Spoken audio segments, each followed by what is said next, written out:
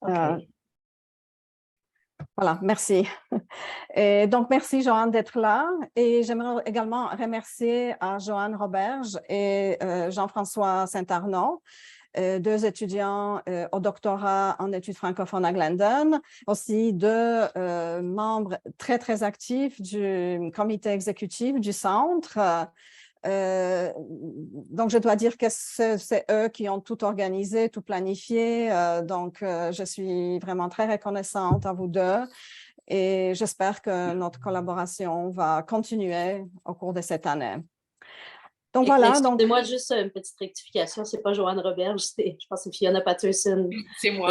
Oui, excusez-moi. Oui, je pense aller à la maîtrise, mais je ne suis pas en docteur. Oui, excusez-moi, c'est Fiona Patterson. Oui, c'est ma dyslexie qui fait des tours parfois. Donc, je fais une grande confession aujourd'hui. Donc, désolée, Fiona. Pas de problème. Voilà, donc moi, je cède la parole, je cède la place donc à Fiona et à Jean-François. Donc, c'est à vous d'animer la soirée. Merci.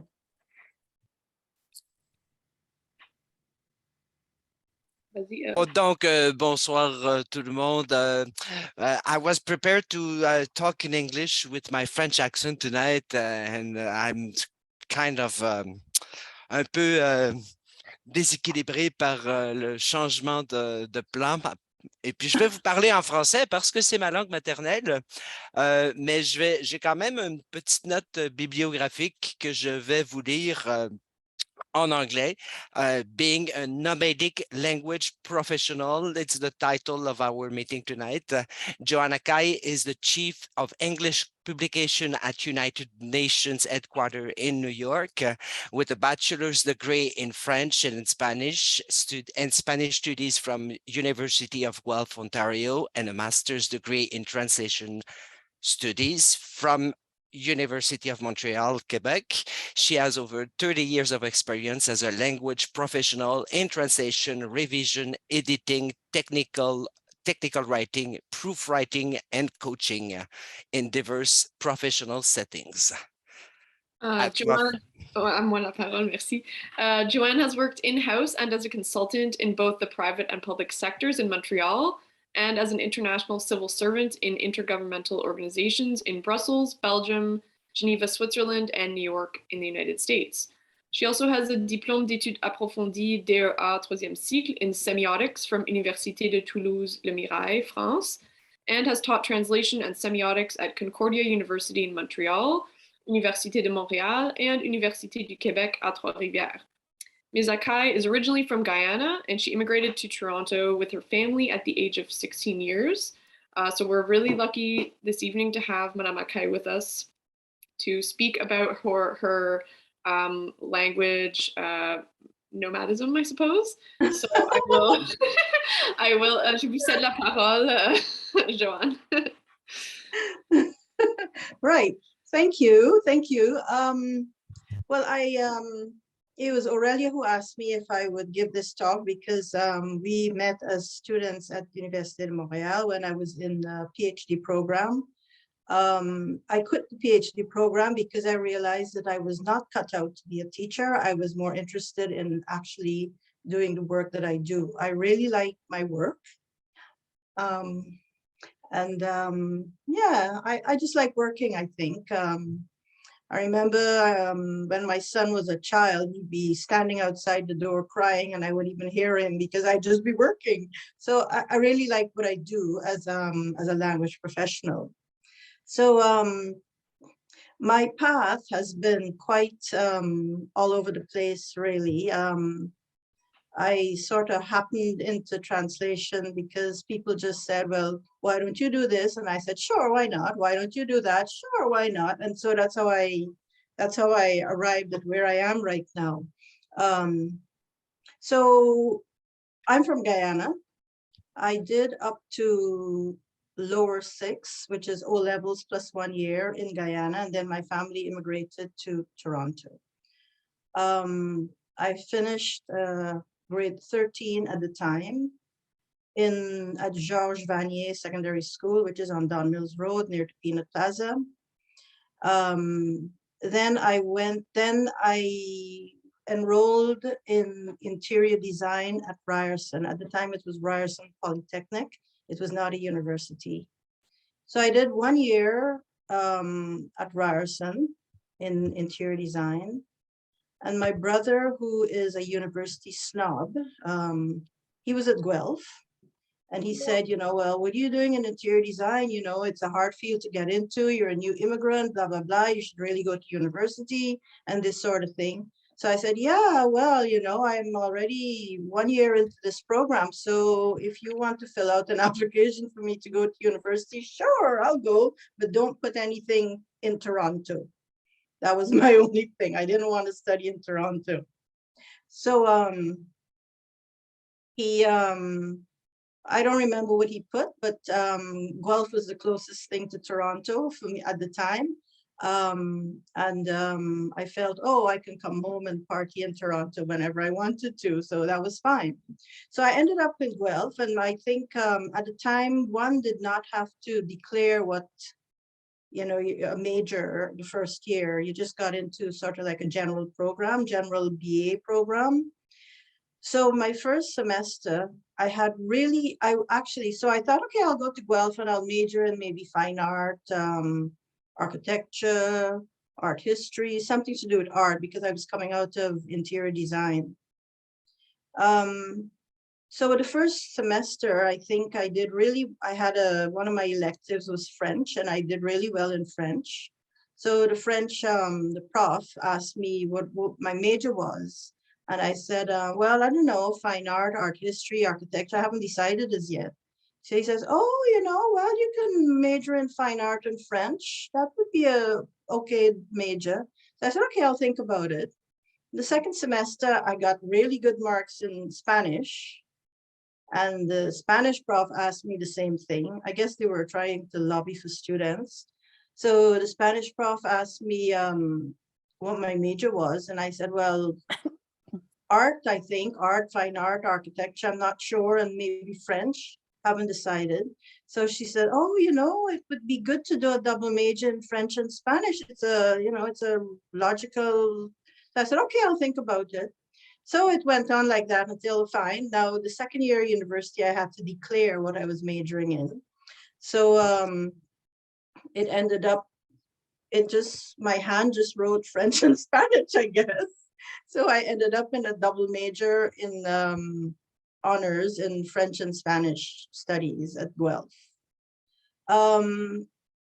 So then that year, I think the second year in French and Spanish, I learned that we could do our third year abroad. So I approached the chairman of the French department, and who was from Longueuil, Quebec. And he was from Laval. He had gone to university at Laval. So he said, well, you know, you're in French and Spanish, so you can choose to go to Quebec and maybe Mexico, Cuba, or if you want to stay in the region. So I said, no, I didn't want to stay in the region. I wanted to go to Europe. So he said, okay, well, you know, these are the universities that some of the students have gone to. So I actually ended up, well, at one point I went to Trois Pistoles, Quebec, to perfect my French, because I had a very pedestrian French, a book French basically, and I couldn't speak. So I went to Trois Pistoles, Quebec. I think it was a program with the University of Western Ontario. So I did a summer immersion, 6-week immersion in Trois Pistoles. So now I'm deciding, okay, I got to go to Europe. But my French was still quite pedestrian. So I decided to go to Bordeaux rather than one of the more popular destinations, because I felt I would get away from the tourists, a touristy kind of thing, you know, too many Anglophones, too many Americans basically, and I would speak more French. And I also chose to go to Valencia in Spain. So I did first half of the year in Bordeaux for my third year of bachelor degree. Then the next second semester I did in Valencia. So when I finished, I came back, finished the bachelor degree at Guelph, and had nothing to do, because what do you do with a degree in French and Spanish literature? I tried to get a job in Toronto because my family was living in Toronto. So I returned to Toronto, and nobody would hire me with a degree in French and Spanish literature, because they, like nobody would I just needed a job to pay back my loans. So finally I talked my way into a job, and I told the hiring manager that, like, if nobody gives me experience, how am I to get experience? They're saying, oh, you don't have any experience, blah, blah, blah, blah, blah, blah, blah. So I ended up working at an insurance company in Toronto, and decided to do the certificate in translation, I think it was, at University of Toronto, a night class. So I tried that for 1 year, but that was a bit trying, working during the day, going to school at night. And so then I applied to do a master's in translation at Université de Montréal. So that I came to Montreal in 1984. That was a long time ago. I came to Montreal in 1984 and enrolled. I had to do a preliminary master's year because my bachelor degree was not in linguistics nor in translation. It was in literature, basically. The majority of us who were in the master's program for the next few years, did not have degrees in linguistics or translation. At the time, the translation school at Université de Montréal was actually opened because of the Cameroon government. Université de Montréal trained Cameroonian translators in both French and English. So that was their primary clientele. The majority of the Cameroonians had degrees from either the UK or France in something other than translation or linguistics. Many of them had economics, law, like law in French or something like an English, something like that. And then the majority of other non-Cameroonian students also had bachelor degrees in something else. At the time, it was felt that a bachelor degree in anything but linguistics and translation was the best thing, because that way you got general knowledge, you got experience in another domain, and you would be able to translate better because you had, like other experience other than just language experience, linguistic experience. That has obviously changed now, and there are bachelor degrees in translation in practically many universities in Canada. So when I finished my coursework, I decided I needed a break. So I had to do the preparatory year, and then I had to do the year of coursework for the master's degree. Then I decided I needed a break. So I skipped out to France with the ideas of, oh, well, maybe I'll do translation for some newspaper, or I don't know, I'll find some work in France for maybe 6 months or the summer, and then I'll come back and I'll finish my thesis, or I'll do my thesis. So I went to Europe, but I did not find work, or I don't even think I looked for work. I can't remember what I did, but a friend of mine thought that, hey, let's go traveling in Spain. So that's what I did. I went traveling in Spain instead. Then anyway, traveled around, hung out in France, and then came back to Montreal to set about doing my thesis or my memoir, which ended up being a translation of 2 books on art, and with a glossary, an annotated translation with a glossary. So it was more like a travail dirigé rather than a memoir. At the same time, I needed money after having splurged in Europe on vacation rather than looking for work. So I sort of went knocking on doors all over the place, requesting an internship, paid or unpaid. I really didn't care because the majority of my colleagues, my fellow students were either in internships or they were on their way to be doing translation. So by chance, Hydro-Quebec hired me. Hydro-Quebec called me and said, well, they had never had an intern, but they had a surplus of work and they would be happy to welcome me. So thank God. So I was hired as an intern at Hydro-Quebec for unpaid 2-month stage. And then when that was finished, they offered me a contract to proofread. So I stayed on for a little while and I proofread for Hydro-Quebec. Then when that was finished, I learned that the Ministère de l'Éducation du Québec, the Ministère de l'Éducation was reforming from religious school boards into linguistic school boards. And they were rewriting all their vocational education programs. So I'm in Quebec, so everything is written in French first, and since they have to cater to an English clientele as well, the school boards, the English Montreal school boards or the English school boards were paying for the vocational education programs to be translated into English. So I applied to that and I actually worked for the Ministère de l'Éducation du Québec for about, I don't know, I think 3 years. And then my nomadic genes kicked in. I'm not a nomad, I just can't be anywhere. I think I have ADD. I can't stay in a job for long.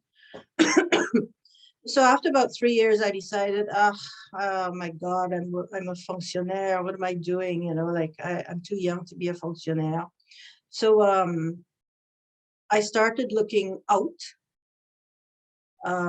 to translate elsewhere. And I decided I wanted to work for Airbus Industries in Toulouse. So I found out that if you're enrolled as a student, you can work part-time in France without a visa or anything. So at the time, I was very much interested in immigrant writing, post-colonial writing, Montreal writers, Montreal immigrant writers, and so on. And I was friends with a number of Haitian writers.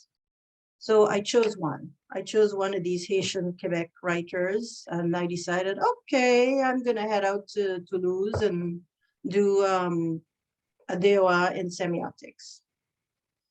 I had no training whatsoever. All I know, I needed to be enrolled in a university program so that I could work for Airbus Industries, basically. So I contacted the department in Toulouse and asked about enrolling, and it was very simple, actually, not at all complicated like North American universities. But I mean, I proceeded as if I was enrolling in a North American university because that was the experience I had. I wrote a very convincing project outline for the university about métissage culturel, métissage linguistique, textual métissage textuel, because obviously I'm interested in, well, I was interested in Montreal immigrant writers, and most writers write in a mixture of their own language and the language. It might be a Creole, like my interest was Creole because I'm from Guyana, so my interest was Creole and French, or Creole and English, whichever one. So I wrote a very convincing project, and the prof in Toulouse who agreed to direct my work, he was really encouraging, and he you know, he knew that I had absolutely no background in semiotics, semiolinguistics, semiotique textuelle or anything. So he gave me all these courses and all these books and everything to do. And here was I thinking, oh my God, how am I going to work if he's giving me all of this work? You know, he's expecting me to study, and all I want to do is translate for Airbus Industries. So anyway, I sort of felt guilty and I didn't want to let him down. So I actually went to class. And, you know, I did the work and everything else. And then I realized one of the profs was married to somebody who was working at Airbus Industries. And so he got me a contract with Airbus Industries. But it was only one contract. I couldn't take on more because I actually got more into the work of the DOA. And then the university, the English, I'm not sure how this came about, but the English department asked me if I would be, not a chargé de cours, I don't remember what they were called. Anyway, if I would teach translation at in the English department at Toulouse for a couple of courses or something. So I got into that too. I actually got a job teaching translation, but still no work with Airbus Industries. So that was it. I did 1 year, the DOA. I did one contract with Airbus Industries in Toulouse. I taught for a couple, maybe 2 months or 3 months in the English department. Finished the coursework, came back to Montreal, went back to work at the Ministère de l'Éducation because I had taken a congé pour études from the Ministère de l'Éducation for 1 year to go to Toulouse. Came back, went back to work at the Ministère, then decided I don't want to be a fonctionnaire. So I quit and decided I was going freelance. But in the meanwhile, I had to write the Mémoire de DA for Toulouse. So I sort of like took some time out and I finished that. Right, so I finished that and I was to go back to Toulouse in September, I believe it was September 1991 or 92, I don't remember. September 92, I was to submit my memoir to Toulouse and defend it. And one of the profs at Concordia University called me and he said, the chargé de cours for general translation has just desisté. So would I be interested in teaching the course? So I said, oh, well, yeah, but I have a ticket to go to Toulouse. How am I doing this? So this was 1992, September 1992. The airlines were not very rigid with the way they issued tickets. So my airline ticket had J. Akai as the passenger name. Like now you have to have everything, right? You have to have your full name, whatever's in your passport and all of that. In 1992, my passport my airline ticket only had J. Akai. So I asked my sister-in-law, whose initials are also J, if she would go to Toulouse, submit my thesis. And then I would get another flight and go and defend it. She said no. So then I asked my mother, whose initials are R.J. Akai, if she would go to Toulouse, submit my thesis, and then I would come and defend it. She said, sure, no problem. So I went to the travel agency and I asked the travel agency, can you change this? The initials are wrong. Can you make this ticket out to R.J. Akai, which they did. So my mother went to Toulouse with my memoir, went to a friend, the friend who I was staying with, who happened to be in the same program, who submitted the memoir. And so I was able to teach the first 2 weeks of the course at Concordia. And then I got a substitute teacher for the next 2 weeks. Went to Toulouse, defended my memoir, flew back to Canada, and continued teaching the course. So from 1992 to 1992, then to about maybe 19, yeah. So from 1992, I freelanced with a number of agencies. I freelanced in companies, various companies, Samsung Bel Air, Deloitte et Touche, architectural firms. I did a lot of freelance, and I also taught translation at Montreal and Université de Montréal, Trois-Rivières, Concordia. And then I decided I was going to go back to university and do a PhD in linguistics with the topic of semiotics. So that is where I met Aurelia. I enrolled to do a PhD at Université de Montréal in 1994. So at the time, I applied to do a PhD in linguistics at Université de Montréal. But then at the same time, somebody asked me if I would create the translation service at like the second leading law firm in Quebec. It was Desjardins, Ducharme, Stein-Monnat, a huge corporate law firm with a extremely huge portfolio. So I thought, well, yeah, hey, look, this is January, sure, I can do it, and then quit at the end of August. So basically, that's what I did. I set up this translation service at Desjardins, Ducharme, Stein-Monnat in February 1994. Yes, I think that was it. Aurelia, was it in 94 that you started at the, I can't remember. Yeah, something probably. like that.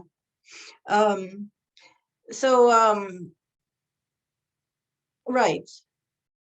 But I can't remember now. Prior to that, oh right. So prior to that,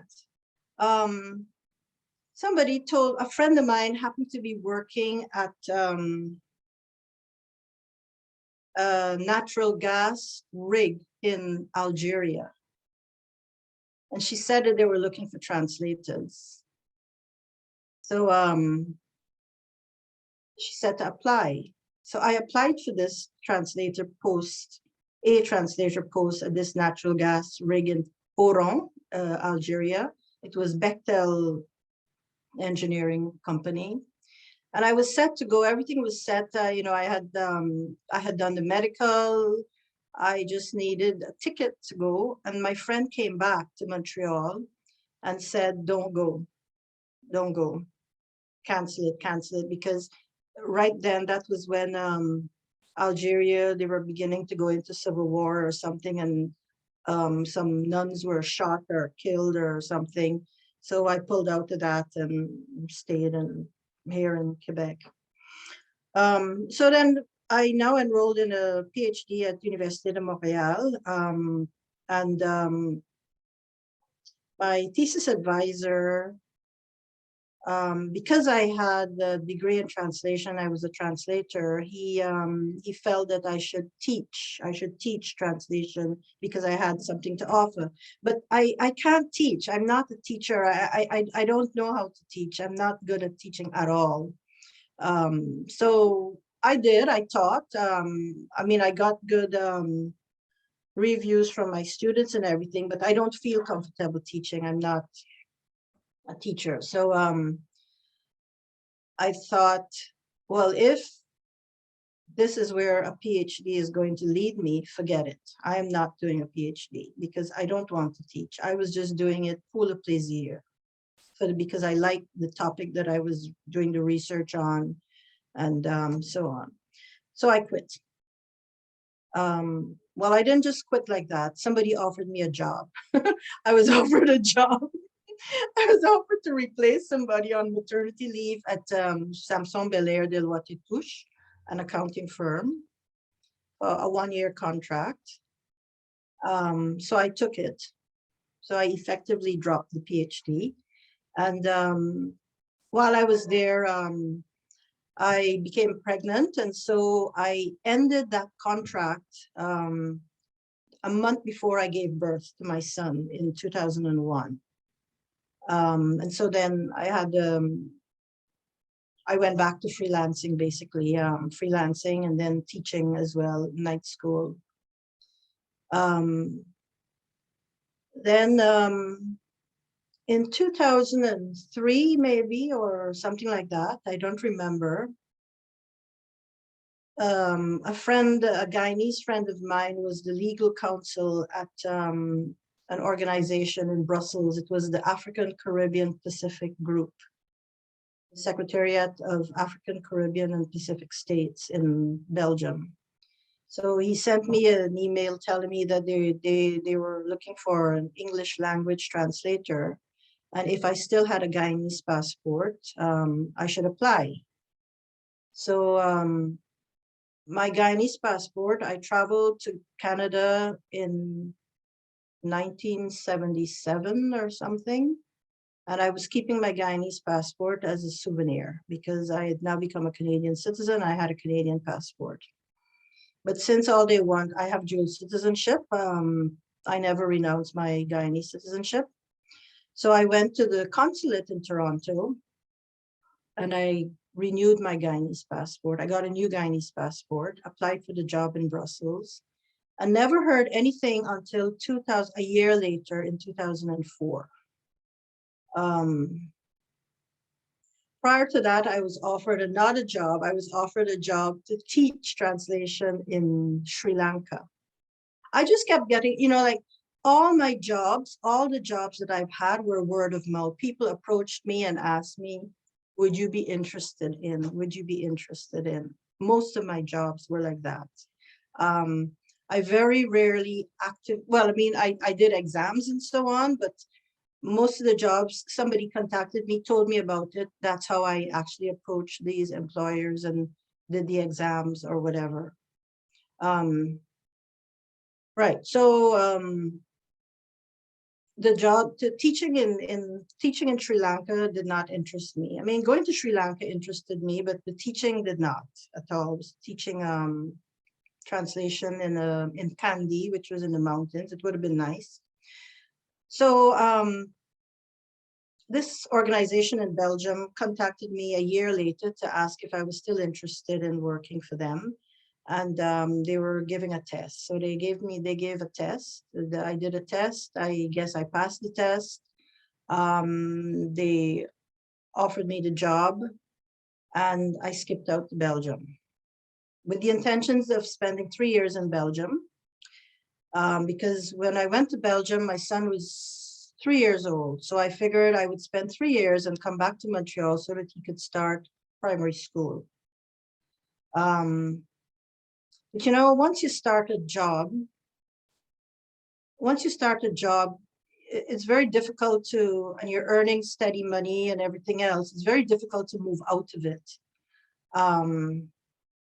The job at the organization in Brussels entailed traveling a lot.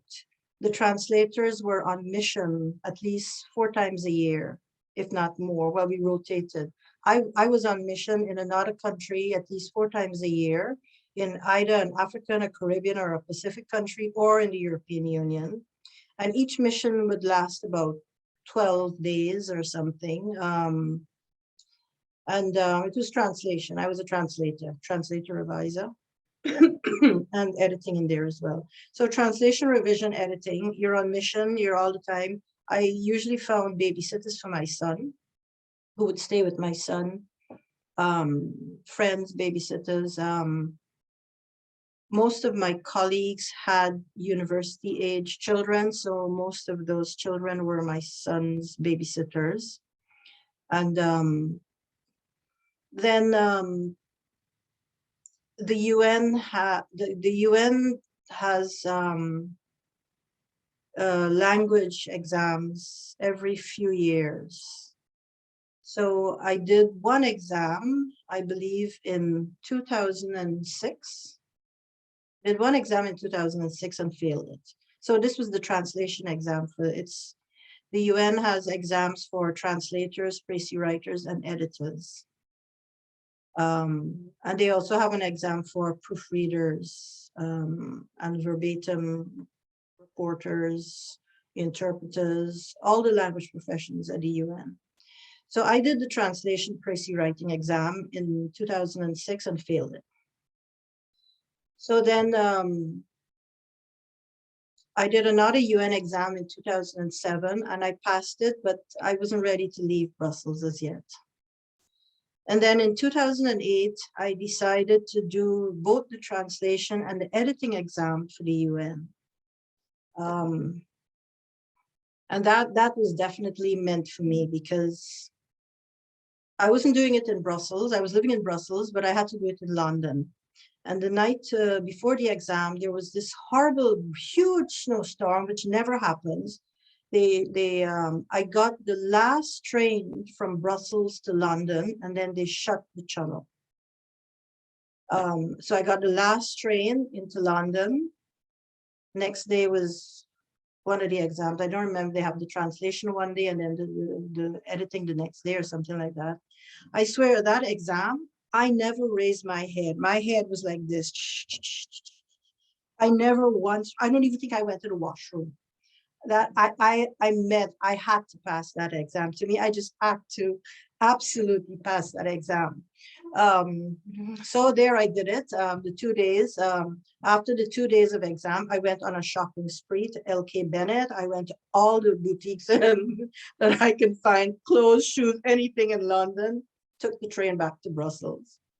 So a couple of the next, I don't know how many months later, I got one letter that I had passed the editing exam. Yay, good. And I said, oh, well, fine, that's it.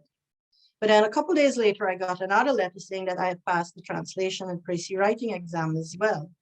So now, when you do the language exams, there's the written exam, and then you're invited to an interview. They call that an exam as well. They call it the oral exam, but it's basically an interview just to see your aptitude. It's an interview, and they put you on a roster. So that exam, the oral exam or interview, it was in, I think it was in 2009, July 2009, and I happened to be in Toronto at the time when they scheduled it. So I requested to do it in New York. So I went to New York. I did the interviews, 2 interviews, one for translation and one for editing. And a couple of months later, I got another letter saying that I was rostered for both translation and editing posts at the UN. So this would have been 2009, August, around August 2009. So I went back to Brussels to my job at the organization in Brussels. And once you're on the roster, and whichever duty station is looking for a translator or editor, they will contact you by email.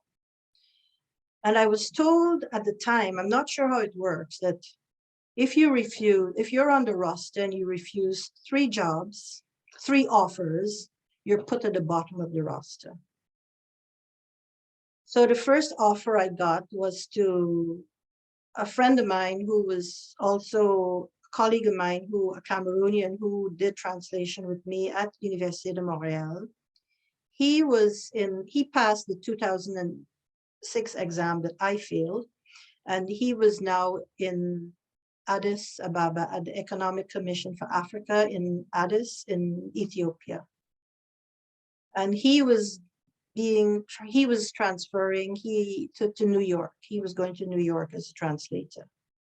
So they offered me his post in Addis because he had passed both the translation and the editing exam as well. And he was doing both translation and editing in Addis. But now I'm living in Brussels. By now, my son is about 9 years old. I was not going to Ethiopia. I had gone on mission to Ethiopia and I realized there's no way I can live in Ethiopia. So I refused. Strike one. The second offer came from Nairobi, the United Nations office at Nairobi. And so this is Africa again. I don't want to live in Africa because I don't know anything about Africa. I have this 9-year-old child. I'm a single mom. What am I going to do, you know, with help, basically? So I started, I sent an email trying to get a lot of, in the meanwhile, trying to find out about Nairobi. I sent an email to the person who would ask me if I was interested, would offer me a job. And I asked about a number of things like, where do I live? Where do I find help? Which schools am I going to send my child to? Blah, blah, blah, blah, blah, blah, blah, blah, blah. You know, the safety of living in Nairobi, because I mean, the reputation that Nairobi had was they called it Nai-robbery. It was such a violent place, so much, you know, crime and so on. In the meanwhile, I asked my colleagues from Kenya, like, what about Nairobi? And of course, they're from there. So they're, oh, yeah, if I can go back, I would go back. And I'm thinking, yeah, right, because you're from there. Like, what am I going to do there? Anyway, the hiring manager or somebody sent me back an email. It was like a tourist brochure. He goes, oh, yeah, oh, this is a really great duty station. It's in this nice complex, you know, the campus is really nice. You're right on the doorstep of the Serengeti on the shores of the Indian Ocean. You can go. I'm thinking, like, is this a job or is this a tourist brochure? Why is he telling me about the Serengeti and the Indian Ocean? Anyway, finally, and then he's telling me, oh, yeah, you know, help, you can get help. You can get a cook, a gardener, a nanny, everybody for $1 a day. And, you know, I said, oh, fine. Anyway, I refused that. So that's 2 strikes. So now I'm beginning to panic a little bit because I refused 2. If I refuse 1 more, I'm at the bottom of the list. Anyway, I think I have a star, lucky star or something. The 3rd offer came from Geneva, thank God. So my 3rd offer came from Geneva. Blah, blah, blah, right? So I accepted. And so the hiring manager, you know, he said, okay, there's a conference for, so he offered me an editing post. Addis, I was offered translation and editing. Nairobi, I was offered translation. In Geneva, I was offered an editing. So he told me, oh, there's an editors conference, a UN editors conference, UN Editors Network conference in, I think it was November 2009. If I wanted to attend, that way I would get a, you know, I'd get a pre-look at the duty station, and, you know, he would tell me about the work and so on and so forth. So I said, sure, okay, I'll go. So, you know, I accepted, I agreed to go to the conference. And at the same time, there was something going on. I don't know if it was Winter Olympics or something. Go Canada, go. I don't remember what it was. And so the guy, he sent me back this email with Go Canada, go or something like that in it. I said, what the hell is this? So, and then he told me, okay, if you take this job, souvlaki's on me. I said, souvlaki? Why is he telling me about souvlaki? Because Montreal is known for Greek restaurants. So I said, what on earth is this? This is the weirdest person, you know, the UN is weird. So, okay, so I went to the conference in November and found and realized that the hiring manager was from Montreal. He used to work not far from the law firm where I worked. And there was a souvlaki restaurant across the road. Actually, he worked for the Montreal Gazette, which was across the road. And so, and I mean, he said when he saw my profile, all my jobs were Montreal, Montreal, Montreal, Montreal. He was the first person he called off the roster. So, you know, like where you're from and what you do can actually contribute to your getting jobs, I guess. I don't know. Right. So, so that was how I ended up in Geneva. I was offered a job. I took the job, was in Geneva for 8 years. I spent 6 years in Belgium. Then I went to the UN in Geneva for 8 years. And then I had come to Montreal sometime to find out about the UN agencies in Montreal. There are 2 UN agencies in Montreal. There's ICAO, the International Civil Aviation Organization, and there's the Secretariat for the Convention on Biodiversity, which belongs to United Nations Environment Program, which is the headquartered in Nairobi. I had come and I'd asked, about what kind of work they had and so on, and just out of interest, basically, while I was working in Geneva. And then in 2017, my mom, who was living in Toronto, she was elderly. She's about 90 years old. And she was in the hospital in 2017. She was in the hospital more than she was at home that year. She spent so many weeks in the hospital in rehab and hardly at home. And then the post that I'm in right now as Chief of English Publications at headquarters was advertised. And I felt that I should apply for this job because New York is not far from Toronto. I can skip over to Toronto at least once a month and spend time with my mom. So that's what I did. I was interviewed. I got the job. Came to New York in March 2018. Right. And I saw my mom twice. My mom died 4 weeks after we got to New York. And then in the meanwhile, my son, who by now my son is about 17 years old, very political because kids in Europe, he was at the École Internationale de Genève, and very political, these kids, and they knew about the US and the guns and the knives and so on in school and absolutely did not want to come to the US. So when my mom died, he said, oh, well, no, can't we go back to Geneva? Like the reason why you came here doesn't exist anymore. But I mean, my things are halfway across the world in the ocean somewhere. I couldn't go back.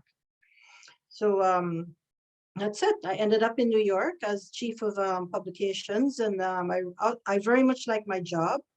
I do,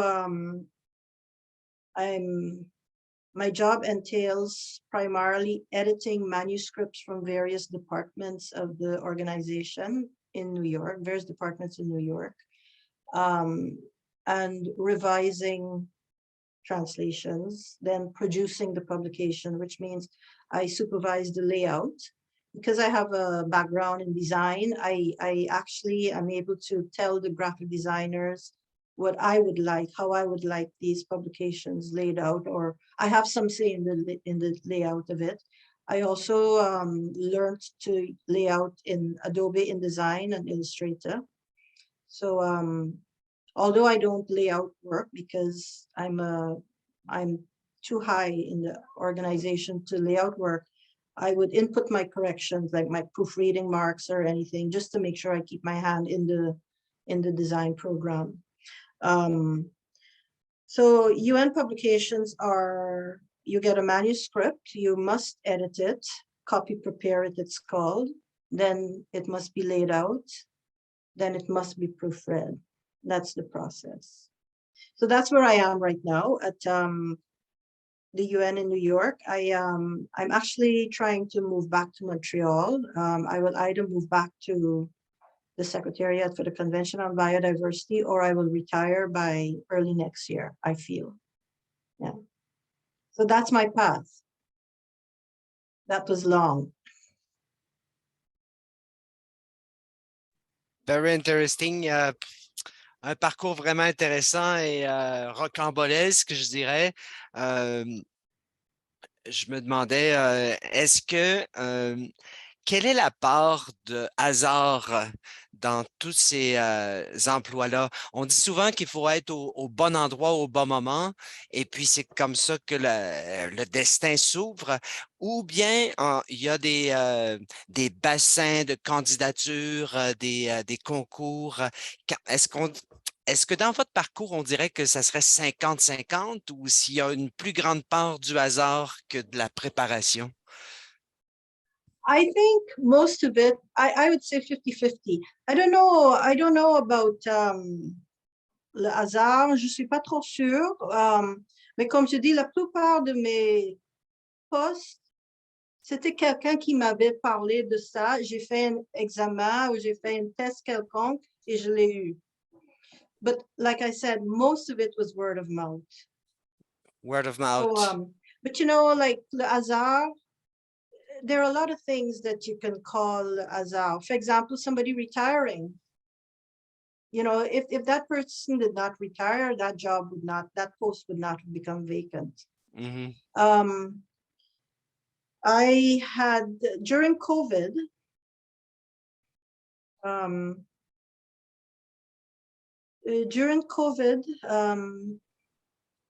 I said that there was one secretariat, there's the UN Secretariat for the Convention on Biodiversity in Montreal. They had one editor.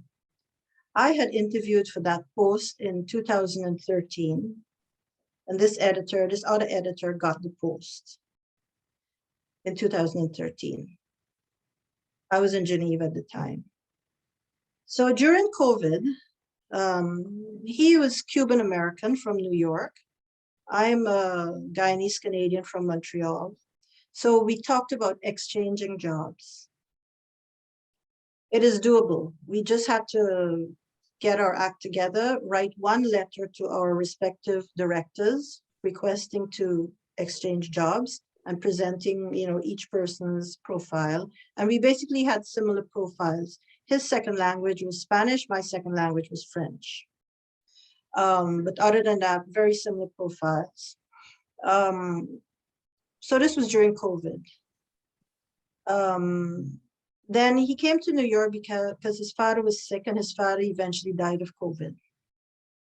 And so he had to do a lot of stuff. And we never got around to writing this letter to exchange jobs.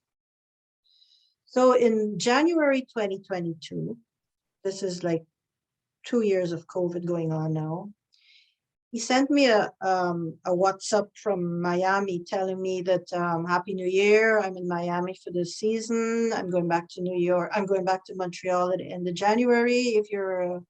If you have time, will you write the letter? Let's work on it and let's get this exchange done by summer 2022. Because the UN takes a long time to move. So that was around the 4th of January 2022, this year.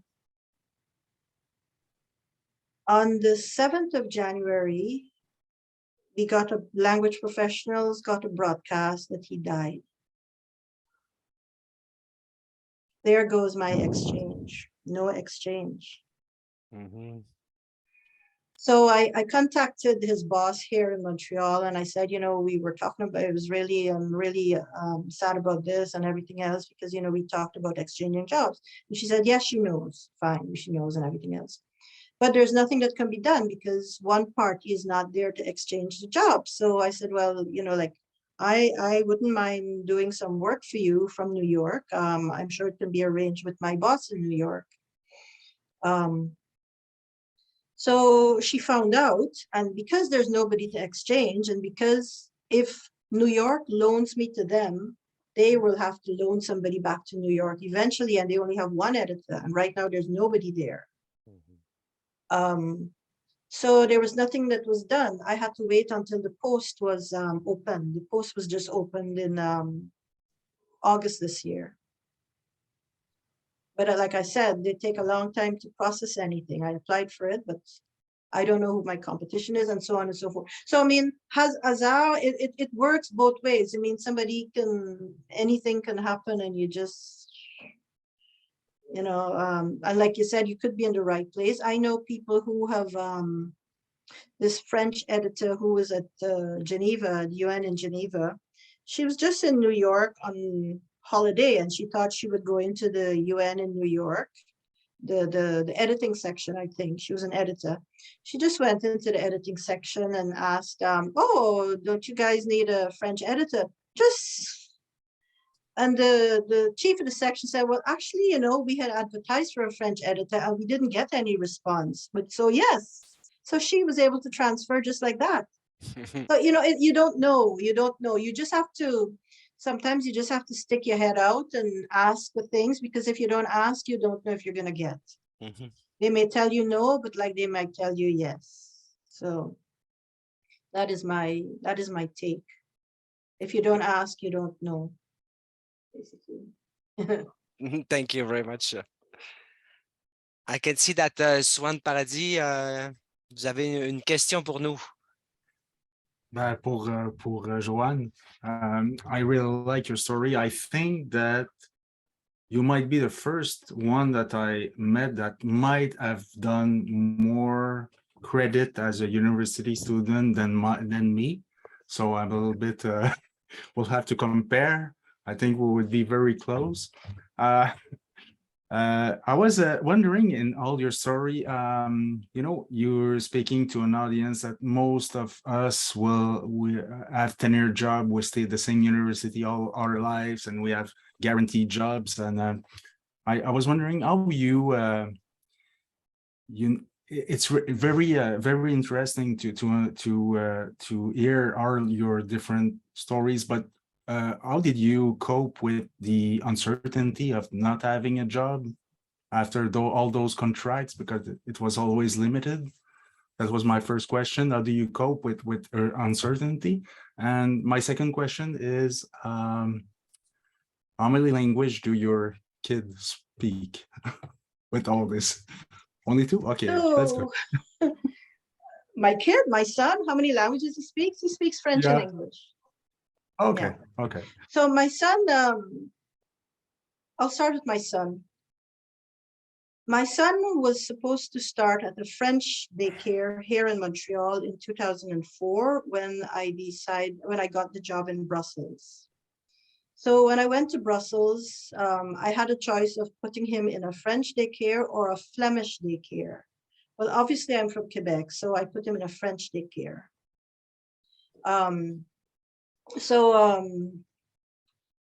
I was told that, well, here in Montreal, he was in like a home daycare before he went to Brussels, an Anglophone one. And so he went to Brussels when he was 3. I don't know how much he speaks when he's 3. But I was told at the maternelle in Brussels that, oh, you know, your son is really chatty. He speaks to everybody in English, whether or not we understand, right? And yeah, like it was very impressive. My son went to Brussels when he was 3 years old in September. By December, he was speaking in French. Like, children just absorb. You know, they're just sponges. They just, and I think if you put your child, if you expose your child to different languages early, they will learn to speak them, and they will learn, you know, I don't know, you must have read Steven Pinker, The Language Instinct. You can distinguish, I don't know what it is, that a child's brain can distinguish the cadence or something in the language, and, you know, like, they know what is what, who's speaking what. So within 3 months, he was speaking French. So now, when I was going to put him in the French daycare here in Montreal, it was a daycare attached to the Université de Montréal, because I was supposedly a PhD student. I remember the headmistress or the principal of the daycare telling me that we will speak to him in French. You must maintain your mother tongue at home, because that is the only way to make sure he's bilingual. And it doesn't make sense for an Anglophone parent to be speaking broken French to a child, really. So she said, this is how it works. This is how it would work, basically. We maintain the French in school, you do the. So I tried to do that, but because I do speak French, I was speaking a bit of English and a bit of French to my son at home. And so he was watching TV in English from the Netherlands. He was watching TV in French and Flemish. So he was exposed to all these languages. Then when he went to primary school, I had intended to come back to Montreal to put him in primary school, but that didn't happen. So he went to first year of primary school, and he went into a French primary school. And there they start teaching them Flemish. So he started learning Flemish as well. But then I left 3 years later, so his Flemish was not very well developed. But I do remember my son one day watching, I mean, he used to watch all these Belgian shows, Asterix, Tintin, and the others, right? And one day he said to me, and I was very taken aback, "Ah, mais toi tu parles comme les Bretons." I said, "What?" But I think he meant I had an English accent when I speak French, basically. So, so you know, I remember saying in my brain, "Yeah, right. You wait. Tell me I speak comme les Bretons. Wait, when you go back to Quebec with your sissy Belgian accent, you're gonna hear who talks like what." You know. Anyway, so because Belgians have a particular accent, it's I don't know, it's a sissy accent. I'm sorry. So then after that, we left Brussels and I took him to, I was living in Ferney-Voltaire, which is in France on the border with Switzerland, the back door of the Geneva airport. So I put him in primary school in Ferney-Voltaire. And he came home practically in tears one day because he was saying 70 and 90. I said, "Oh, I'm sorry." Because I mean, I had adopted the 70 and 90, and it was easy. I didn't have to count, you know, like, yeah, so I basically had to teach him, you know, I had to teach him about 72, you know, I don't know what, 92 and this kind of stuff. Fine. Then I took him out of then he went to collège, high school in France, but I took him out of that because the French system is extremely punitive. They're very negative. They're very insulting. They basically, they would castrate you, you know, and I remember his first dictée in this collège. The teachers put 14 erreurs, 6 sur 20, catastrophique. So I asked to meet with her, and in my most Québécois à bout accent, I told her, "My child is not an immigrant in your country. He is going back to his own country. Don't you ever tell him his work is catastrophique." So, you know, like that. Anyway, and then I took him out to that school and I put him in school in the École Internationale de Genève in Switzerland now. And so he ended up with a slightly more sissy accent because the Swiss also have a, yeah. So now back to my uncertainty.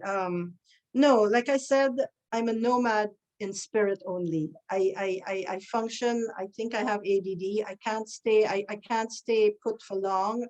When I was in Canada, I sort of had like these 2-3 year development plans. More than 3 years, I couldn't deal with anything. You know, I just needed to keep moving. I needed to keep moving. So it suited me very well to be a freelancer. And in addition to that, I was teaching translation, not because I liked teaching, but because I felt I had something to contribute to the profession, to students. I was a translator. I'm a little bit off the wall, and you know, like I felt I wanted to teach not the way I was taught translation, but more what the reality is. Because I find that the teaching of translation in the universities at my time, I don't know about now, was too academic. The students they didn't know how to function when they got into the real world, basically. So when I taught translation, I sort of set it up as an office, and you know, I would give, okay, you have this assignment, this is your job number XYZ, you must do it, you liquidate it, you come and talk to me as your supervisor. And this is how I tried to teach the class, so that they would have an idea of how translation works in the real world. But I could quickly get up and go. It didn't matter to me. You know, so I didn't feel uncertain. In fact, I felt as if I had lead on my feet in these jobs that became permanent jobs, you know, like international civil servant jobs. I can't stay that long. You know, I moved. I keep moving. Yeah. Thank you. Thank you. That was very interesting. We also have a question from Aurelia. How should we teach translation today? What would your advice be to translation programs? Oh,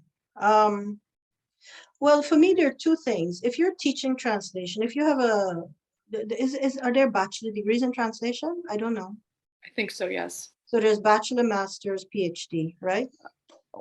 Like I said, when I did translation, most of us did master's degrees. We did bachelor degrees in something else and then a master's degree in translation. So I think for me, the main thing is that a translator must have very broad general knowledge. That's why I would advocate a bachelor degree in something else. It could be anything, physics, engineering, like anything else, even languages. Because if you're in languages or literature, you're learning general knowledge, you're learning about culture, you're learning history or economics and so on.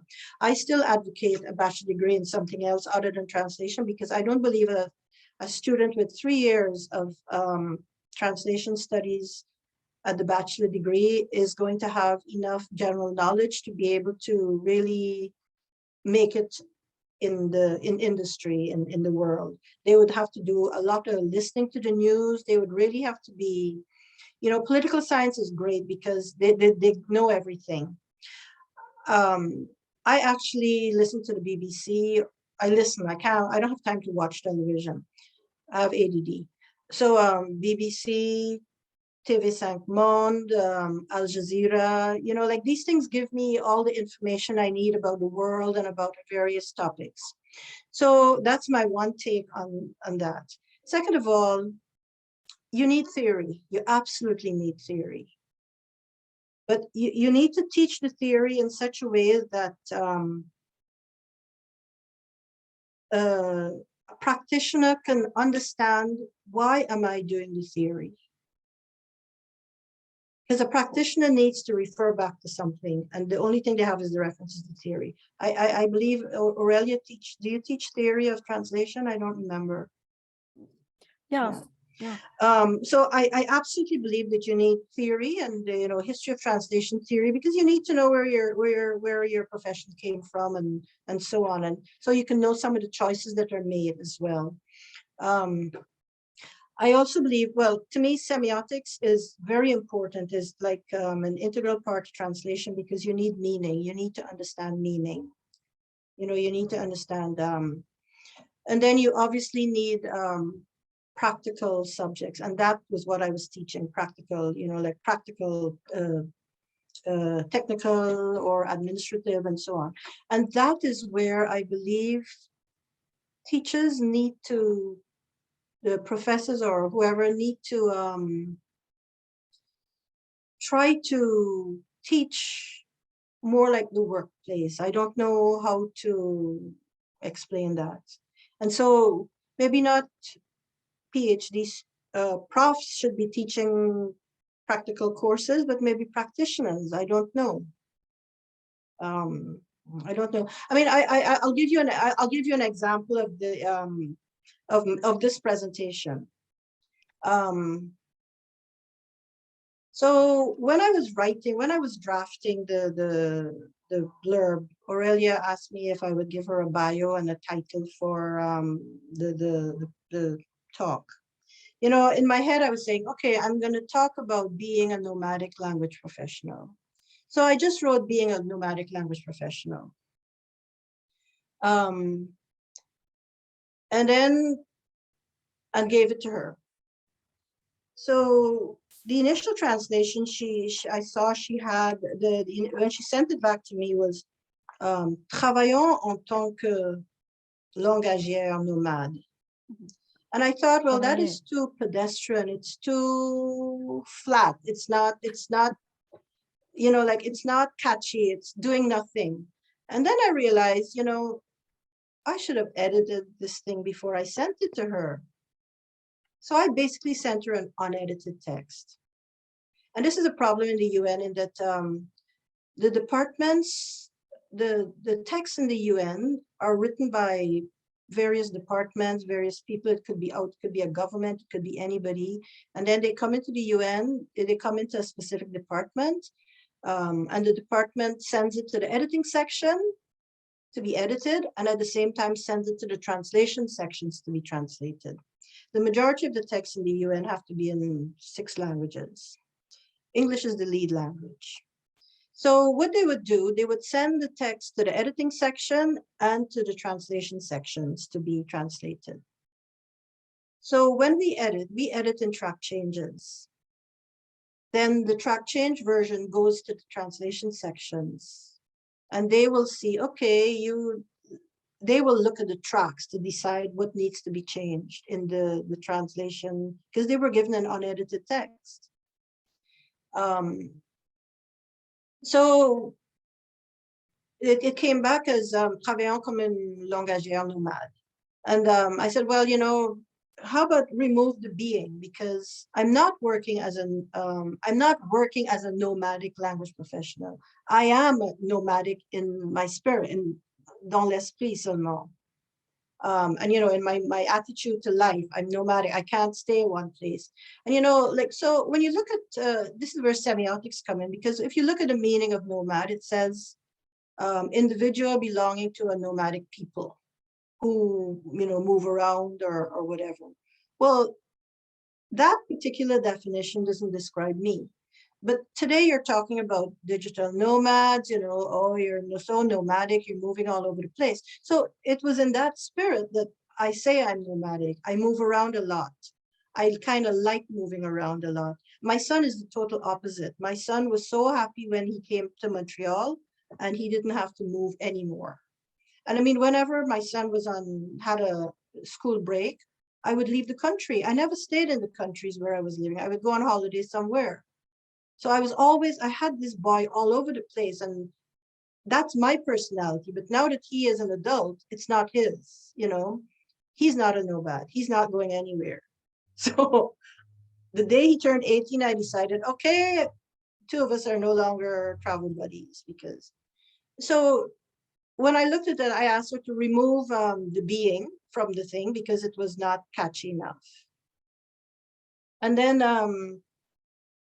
because the travaillant comme une langagière was not catchy enough. It was not mysterious. It was not calling, you know, attention. It was not crochet. You couldn't, there was nothing there. So that, for me, that's the semiotic aspect. You need to go into and decide, well, who's your audience? What is the purpose of this translation? What is the message? What is it? And so on, so as to be able to translate properly. So I edited it and I just said, well, the title will be a nomadic language professional, and in French it would be in langagière nomade. That was it, you know. And then the other thing was the typo in the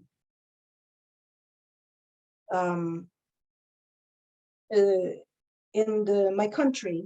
I'm from Guyana. There was a typo. It was written as Guyane. So Guyane in French refers to La Guyane Française. It's a department of France. It's Guyana, my country, is an independent country. It's a republic. It is known as Guyana in French as well. So, you know, like there are things that you need to research. These are facts that you can find out. So if you're, and this is something that you also need to teach in a practical translation class, that you don't just translate the words. You don't take anything for granted. You don't think, oh yeah, that sounds like this, so that is it. You have got to research. You've got to, you know, you've got to have general knowledge so that you can figure out these things. Yeah. So for me, teaching, yes, translation, teaching needs to have theory, need to teach students to research, and practical, and you know, the practical part of it, it must sound like if it's in the language of the translation. It must not sound like a translation.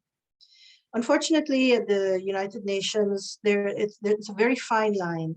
Because everything has to be translated into 6 languages, they almost prefer that you stick as close as possible to the source text. so that the revisers don't have to take too much time to figure out, okay, well, this is too stylistically different. Are you missing anything? Are you saying things different? And because the UN is so political, it is best to be quite close to the source text so that you don't, betray anything, or things like negotiated text or political text. Sometimes things are deliberately said in a certain way. So even when I'm editing, in Geneva, I edited a lot of human rights documents. And even when you're editing, we only edit something if it is absolutely wrong. And we edit, if we're editing a text from a member state, it's basically so that the member state is not embarrassed by the language. So it's very light editing, delicate editing. If it's right, if it's awkward, the sentences has a French structure, leave it. It's correct. It's just the structure that's wrong. All the information is there. But what we do absolutely check for when we're editing are abbreviations, because the abbreviations in English will not be the same in French. The translator may not know what the abbreviation is.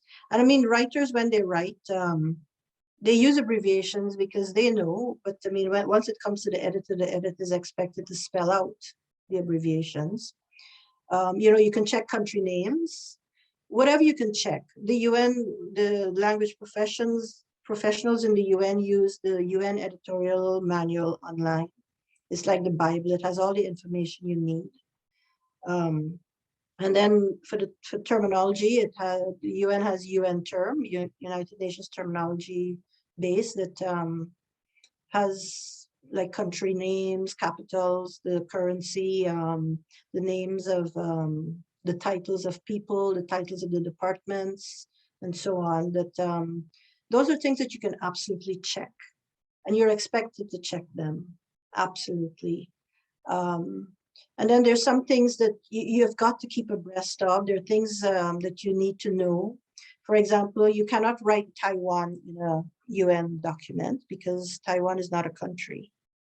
You have to say Taiwan, something province of China. At one point, Macedonia, you couldn't say Macedonia in a UN document. It was the former Yugoslav Republic of Macedonia. It has now been changed to, the country name is North Macedonia. And that was because Greece objected to Macedonia, the name Macedonia, because they have a province called Macedonia. You can't say North Korea, South Korea. You have to give them their full name, their correct name. People's Democratic Republic or Republic of Korea. Iran, you never say Iran, it's Islamic Republic of Iran. Bolivarian Republic of Venezuela, plurinational state of Bolivia. There's a certain respect that you need for these countries, and this is their official name. This is what you need to. Turkey has just changed the spelling of its name in English. It now wants the umlaut over the U. So it's T-U umlaut R-K-I-Y-E. So these things you have to know. And so what I did, as an editor in Geneva, when I joined as an editor in Geneva, 4 new editors were hired at the same time. And the person who hired me, the Canadian guy who was telling me about Souvlaki, he was the chief of the section, but he was also editing. So he didn't have time to train us.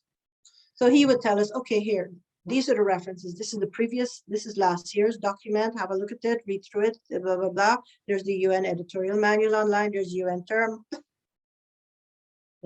Do whatever you have to do.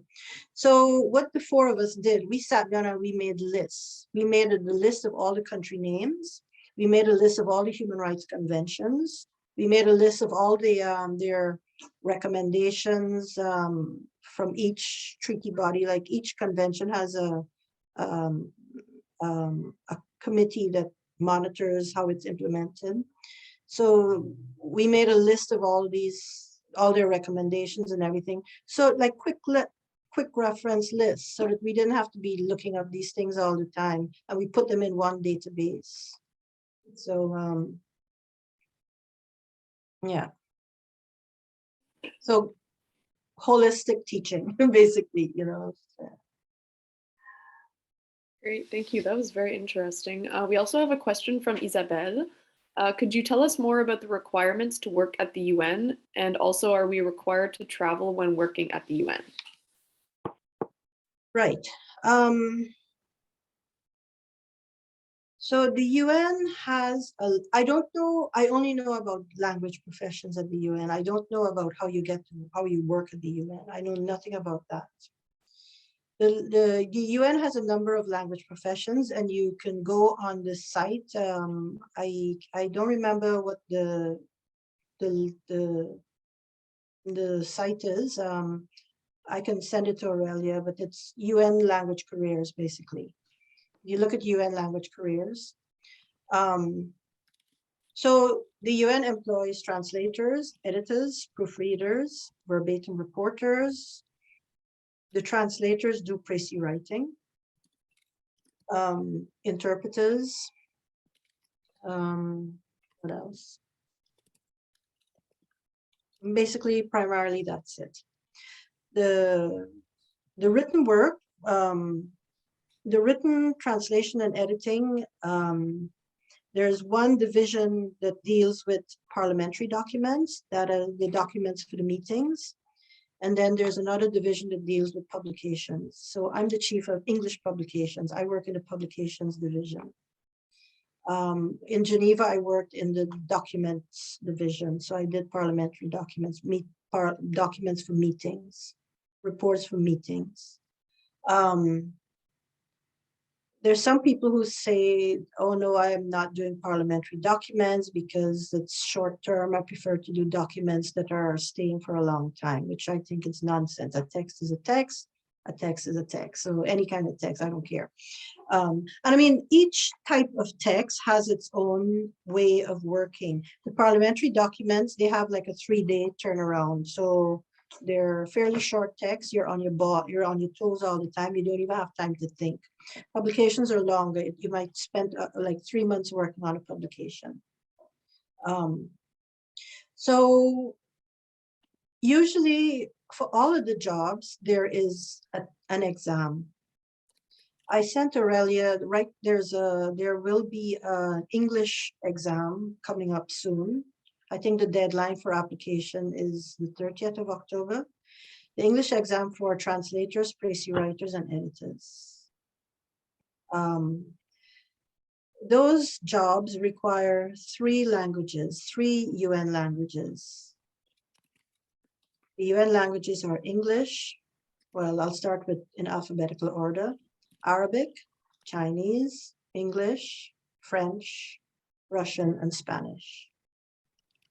So those are the 6 UN languages. The translation exam requires that you have 3 languages, your A language, B language, and a C language among the UN languages. By the way, Swan did not ask what languages I speak. I speak English, French, Spanish, and Persian. When I came to do the masters at Montreal, one of the profs said, you know, oh, you should do an exotic language. You should do an exotic language because, you know, Canada trains its translators for the English and French market, so you don't usually have a 3rd language. So you need 3 languages for all of these jobs, and there's right now we're having a bit of an argument in there because the proofreaders are saying that there's no way they would pass a translation exam because they don't have 3 languages. And there used to be a proofreading exam, but now it has been combined into the translation, précis writing, editing exam. So you apply to do an exam, you do the exam. The translation exam usually consists of you're given a choice of text to translate. You choose which language, which which language you want to use, either your B or your C language, to translate into your A language. And the first text is eliminatory. If you don't pass it, they're not going to mark anything else. So that is one paper. The first paper is eliminatory. If you don't pass it, they're not marking anything else. And then they'll give you another text to translate in your other language into your either your B or C into your A language. And it may be like a legal, technical, medical, you know, like they give you a choice of text for the second test. There's also a précis. You're for in the translation exam, you're expected to do a précis. You have to reduce it by a third. You reduce a text by a third. I don't remember if it's a text in one language and you're expected to précis it in your A language. And then in addition to that, the translation exam had something else. I don't remember what it was. And then the editing exam, they give you two texts, the same thing, two texts.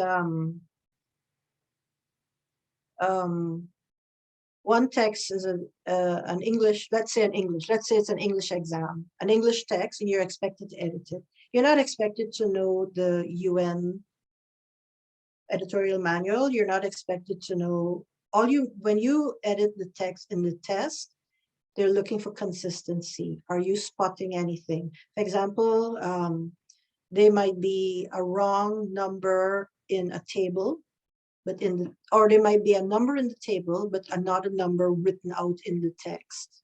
So you have got to change. You've got to do something. You have to figure out, well, which one is correct, and change one of them. You have no chance of asking anybody, so you can't put comment, well, I don't know which one is what. You have got to take a decision. It's also decision making. Are you capable of making decisions on your own? And sensible, reasonable, intelligent decisions. So there's the whole text you have to edit. And then they also give you two texts, which is basically a revision. They give you a text in one language and a text in another language, and they tell you to edit the one in your, let's say English, in the English, based on the foreign language one. And then the editing, I think they give you something like grammar or remuneration or remuneration, like a choice of words, which is the right word kind of thing. I've never done a proofreading exam, so I don't know what they do in that.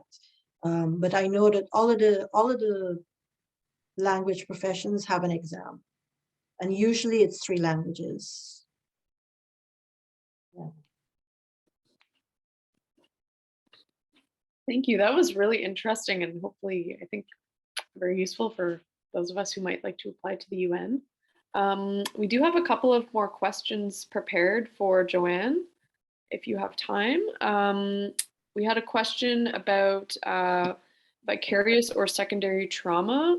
This occurs when working with text describing situations such as war crimes, including torture and sexual violence, which can affect a language professional. Could you tell us what psychological support for staff, if any, is available in the organization, and what strategies could be used to overcome this difficulty? Yeah, that is a big problem for language professionals in the UN, because we're all from all over the world, and a lot of the issues that are happening are in the countries where a number of us come from. So it becomes very traumatic when you almost internalize these things that you're translating or editing. You got to do research, and you're seeing it up close. It's extremely traumatizing, and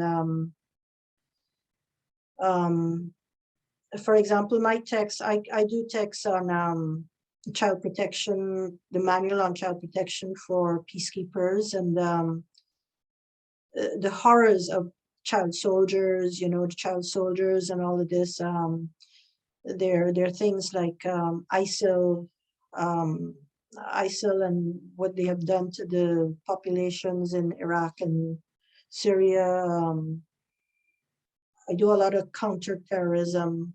And so, you know, like counterterrorism, a lot of the texts are written by the UN and by an Interpol.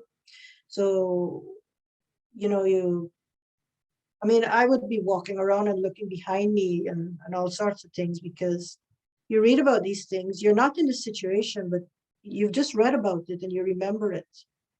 You know, and then various things when you're, and also when you're going on mission, they tell you, oh, you have to do this safety, security thing. And they tell you, don't walk alone, don't do this. And it's usually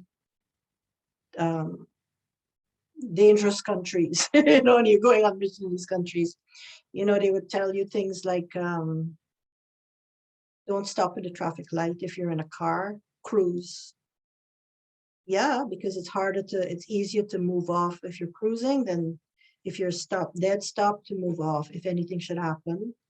You know, and so there are all these things that you deal with, and nothing is good. There's nothing good at the UN. You don't hear any good news. Human rights, you know, you hear about people being beat, you hear about indigenous and all this kind of stuff. So I know there's staff counselors and stress counselors that you can go to if you really feel affected by these things. I have never been to one, but I know my colleagues at the African Caribbean Pacific Group in Belgium. Some of the interpreters were working at the court in Arusha, Tanzania, for the Rwanda crimes. And they told me that they had to be debriefed every day. They had to see a psychologist and be debriefed. Interpreters only work half an hour at a time. I don't like, they switch very often because it's very intense. So they told me they had to be debriefed because, you know, they would be interpreting things, you know, they would be, let's say, a woman telling you about she was attacked by 6 men who inserted a broken bottle into her vagina. And like, you know, like all these things that they would have to be interpreting, and it really affected them, and they were debriefed every night, practically. I mean, that was the court in Arusha. I have a colleague who actually, he was, at one point, he was working at a meeting in the committee for the Convention Against Torture. And he actually left. He asked to leave. He asked to leave because he couldn't deal with it.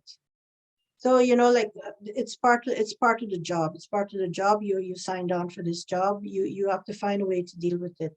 The UN does have psychologists or people to help, but you know, it's like carpal tunnel syndrome. You have got to find something outside as well to help you with whatever you're working on a computer. You need to find your own help. Also, the UN is very good about, if you ask for leave, they give you leave. They try to give you leave because they know that we you know, these things, you need a break. You need to take time out, and they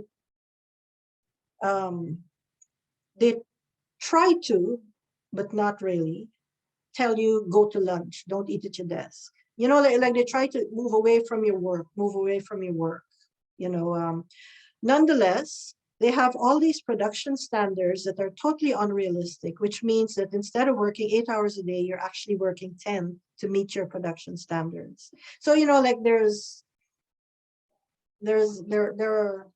you sign on to this and that's what you do. If you need help, then yes, there's help. You go to the psychologist, but you shouldn't wait until it's really bad to go. I know people who have taken leave because they couldn't deal with it, you know, like certified sick leave because they couldn't deal with the pressure of the job.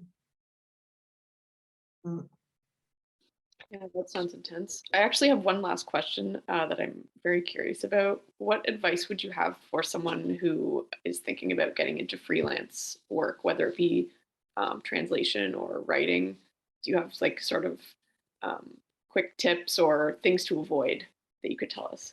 No, things to avoid, no. There's nothing you should avoid. I mean, you do whatever is necessary to get work. You do whatever is necessary. But what you've got to remember is that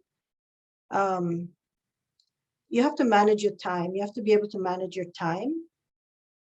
The main thing about freelance is, yeah, you need to have office hours, basically. You can't just say, oh yeah, I'm a freelancer, I can work whenever I want. It doesn't work like that. Half your friends are in jobs, so you want to see your friends, you have to work certain hours as well. During COVID, we were all working from home. And for that, I was thankful that I had been a freelancer because I knew how to organize my time. So if you're freelancing, first of all, you need to have everything that you need. You have your computer, you have whatever, your business cards, you have I don't know what you need, everything that you need to function as a freelancer. Then you start marketing yourself. You have to market yourself. That's the thing with freelance, you have to do everything yourself. You have to market yourself. I mean, in my case, I was lucky. I worked a lot in companies, so I already had contacts that can refer me or call me and ask me. And then when I couldn't do a job, if one of my clients asked me to do a job and I couldn't, I made sure to refer them to somebody who I think can do it. People would say, well, why are you giving away your clients? I'm not giving away my clients. I'm keeping my clients. I'm making sure that my clients know that if they come to me, even if I can't do it, I'm going to take care of them and find them somebody who can do it.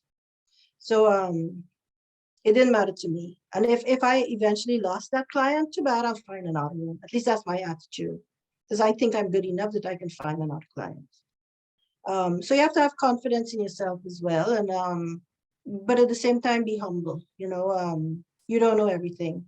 Ask a lot of questions, approach people. You'd be surprised how many people, and payment, you don't have to take payment in money. I remember I used to translate the subtitles for Place des Arts, Montreal, and they paid me with opera tickets. Like they would give me a ticket to the opera. If I did it for whatever, I would get paid with an opera ticket. An opera ticket is a lot of money if you get good seats. So like money is, yes, you need money, but so long as you have enough money to live on for the year or whatever, take payment in other form. It could be anything. I translated something for an art thing, captions for some artists or whatever, and he gave me a ticket to do a walking tour of Montreal. So like different, you have to be creative when you're freelancing, basically. Someone just asked me about uncertainty. Well, there is uncertainty, but it never bothered me. I mean, I didn't need a lot of money to live on. I didn't, so long as I had enough money. And so that's getting your business organized. But the main thing is your work hours. Make sure you set yourself work hours. And because you're freelancing, you're working at home. So what I used to do, I used to start work at about, I don't know, 9, 10 o'clock or something. And I quit work at 4 o'clock.